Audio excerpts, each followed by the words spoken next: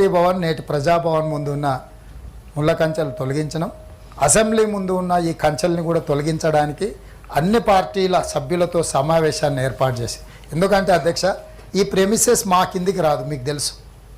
రాష్ట్ర ప్రభుత్వం ప్రత్యక్షంగా ఇక్కడ ఎలాంటి చర్యలు చేపట్టడానికి వీలు లేదు.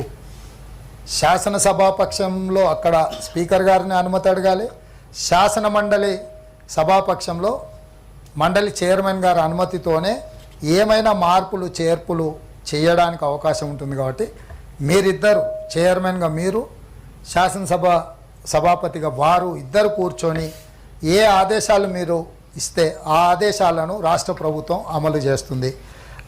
మూడవది, లాకప్ డెత్ విషయంలో మిత్రులు లేవనెత్తిండ్రు, వారికి మరి సమాచారం సంపూర్ణంగా లేనట్టుంది. ఎంబడే లాకప్ డెత్ జరిగిన మరుక్షణమే అక్కడ ఉండే ఎస్ఐను సస్పెండ్ చేసి పూర్తి స్థాయిలో విచారణకు ఆదేశించడం. తప్పు చేస్తే ఎంతటి వారైనా ఎవరైనా ఈ రాష్ట్ర ప్రభుత్వం వదలదు అనే అంశాన్ని చెప్పడానికి మరుక్షణమే అక్కడ ఉన్న ఎస్ఐని సస్పెండ్ చేయడం జరిగింది, పూర్తి స్థాయిలో విచారణకు ఆదేశించడం జరిగింది. అదేవిధంగా వాటన్నిటిని కూడా కమిటీ నిర్ణయించి సూచన చేస్తుంది ఏం జరిగింది. దాని మీద తప్పకుండా ప్రభుత్వం, ఒక పేదవాడు గిరిజనుడు చనిపోయినప్పుడు మానవీయ కోణంలోనే ఈ ప్రభుత్వం స్పందిస్తుంది. అదేవిధంగా రైతు బీమా, పంటల బీమా.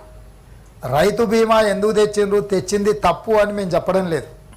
రైతు బీమా తెచ్చి చనిపోయిన వాళ్లకు మేము గొప్పగా 5 లక్షలు ఇచ్చినామని చెప్పుకుంటుంది, కానీ రైతు చనిపోకుండా మీరు చేపట్టవలసిన చర్యలు చేపట్టలేదు, మీరు బాధ్యత మర్చిపోయినరు.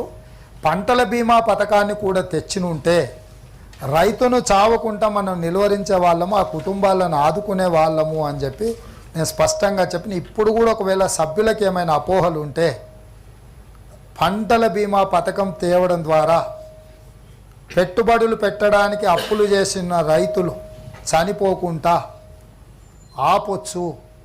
పంటల బీమా పథకాన్ని మేము తెస్తాము. రైతు బీమా పథకాన్ని ఇంకా మెరుగుగా ఏ విధంగా అమలు చేయాలనో, నిర్దిష్టంగా పటిష్టంగా ఏ విధంగా అమలు చేయాలనో మా ప్రభుత్వం తప్పకుండా చర్యలు తీసుకుంటుంది. మీ వైపు నుంచి కూడా సూచనలు ఏమైనా ఉంటే ఇవ్వాల్సిందిగా సూచన చేస్తున్నాం. ఇక చివరగా నీళ్ళ గురించి, ప్రాజెక్టుల గురించి, తెలంగాణ రైతులకు చివరి ఎకరాకి ఆఖరి ఆయకట్టుకు నీళ్ళు ఇచ్చినామని మడికట్టు పదాలతోని ఇంకెంతకాలం తెలంగాణ ప్రజల్ని మభ్యపెడతారని నేను అడుగుతున్నా అధ్యక్ష. నేను ఎక్కువ లోతుకు వెళ్ళదలుచుకోలే. 1,50,000 కోట్లతో ప్రతిపాదనతో 1,02,000 కోట్లు ఖర్చు పెట్టి కట్టిన కాళేశ్వరంలో మేడిగడ్డ కుంగిపోయింది, అన్నారం పగిలిపోయింది.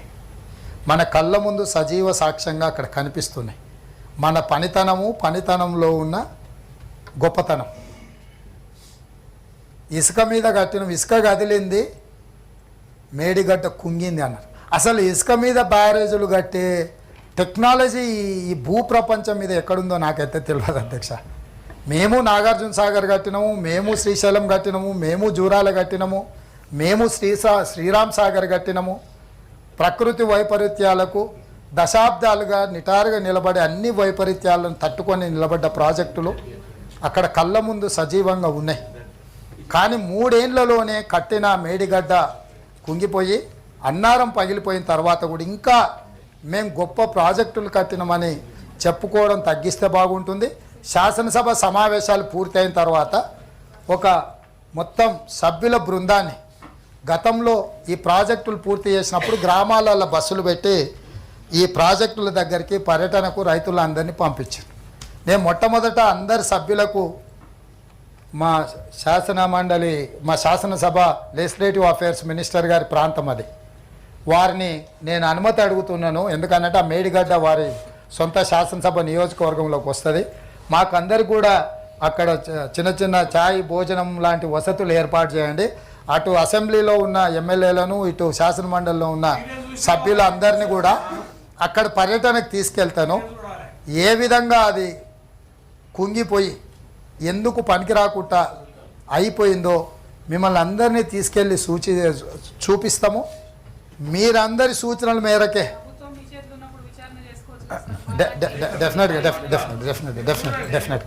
డెఫినెట్గా వారి సూచనను శ్రీమతి కల్వకుంట్ల కవిత గారు